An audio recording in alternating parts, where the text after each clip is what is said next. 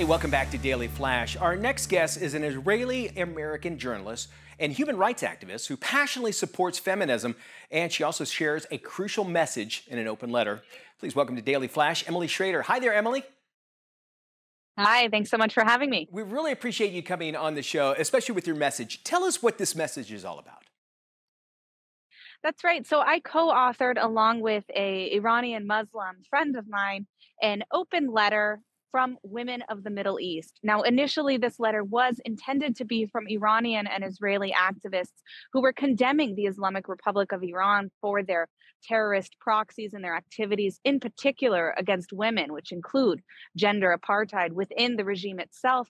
However, once I did that, we found that the Arab world, in fact, also really has a problem with the Islamic Republic of Iran. Unfortunately, it is women and children who are disproportionately impacted by many of these extremist terrorist organizations that are sponsored by the Islamic Republic inside of Iran. And so what ended up happening with this open letter is that we had an outpouring of other women's rights activists from throughout the Arab and Muslim world who were saying, no, we reject Hamas, we reject the Islamic Republic, we reject this extremism because it impacts us. And I think this is actually, in a way, a really beautiful story of unity from women of the Middle East, from all different backgrounds, Muslim, Jewish, Druze, Christian, Shia, Sunni, we have religious, we have secular, we have women who don't wear hijab, we have women who do wear hijab, all different backgrounds included in this.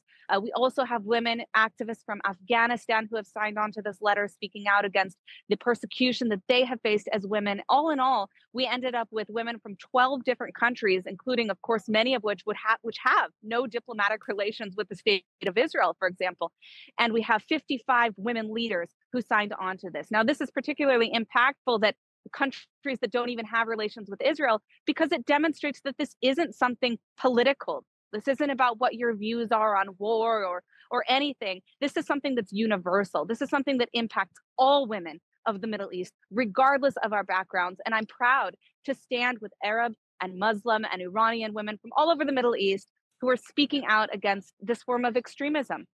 You know, here in the United States, sometimes we think, oh, well, that's how everybody is over there. And from what you're saying, it sounds like that's not the case at all. And so they need our support. So what can folks do if they actually want to help and support this cause, Emily?